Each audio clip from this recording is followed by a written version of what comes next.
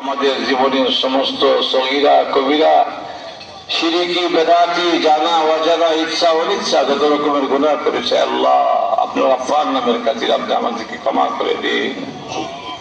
আয় আল্লাহ, আমাদের মা বাপ দাদা দাদি নানা নানি শ্বশুর শাশুড়ি আত্মীয় স্বজন যারা দুনিয়া ছেড়ে চলে গেছে আল্লাহ তাদেরকে আপনি ক্ষমা করে দিয়ে জান্নাতের আহার হিসেবে আপনি কবুল করে নিন।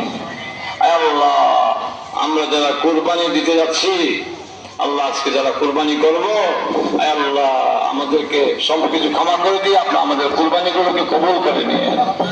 আয় আল্লাহ, আমাদের কুরবানি গুলোকে কবুল করে নিন। আল্লাহ, যে 2 রাকাত নামাজ আদায় করেছি এই 2 রাকাত নামাজ আপনি আমাদের পক্ষে কবুল করে নিন।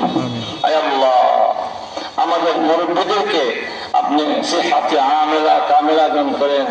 আয় আল্লাহ, আমাদের মধ্যে যারা অসুস্থ আছে আয় আল্লাহ সবাইকে আপনি সুস্থতা দান করেন। আয় আল্লাহ, আমাদের মধ্যে যারা ঋণগ্রস্ত আছে আয় আল্লাহ তাদের ঋণ পরিশোধ করার তৌফিক আপনি দান করেন। আয় আল্লাহ, আমাদের মধ্যে যারা বিদেশে আছে আয় আল্লাহ টাকা পাঠায় পয়সা পাঠায় মা বাবার সাথে জীবন করার তৌফিক হয় না আয় আল্লাহ তাদেরকে আপনি সহি সালামতে রাখেন। আল্লাহ, তাদের মা বাপদেরকে আপনি হায়াত তৈবা বাড়াইয়া দেন। আয় আল্লাহ, তাদের জন্য বেশি বেশি করে দোয়া করতে পারে আয় আল্লাহ তাদেরকে সুখে শান্তিতে আপনি রাখার তৌফিক দান করে দিয়েন। আয় আল্লাহ, আমাদের রোজগার মাঠের জন্য যারা দান করে আসছে আয় আল্লাহ তাদের দানগুলোকে কবুল করে নেন। আয় আল্লাহ, যারা দান করে যাচ্ছে তাদের দানগুলোকে কবুল করে নেন। আয় আল্লাহ, যারা দান করবে তাদেরকে আপনি কবুল করে নিন।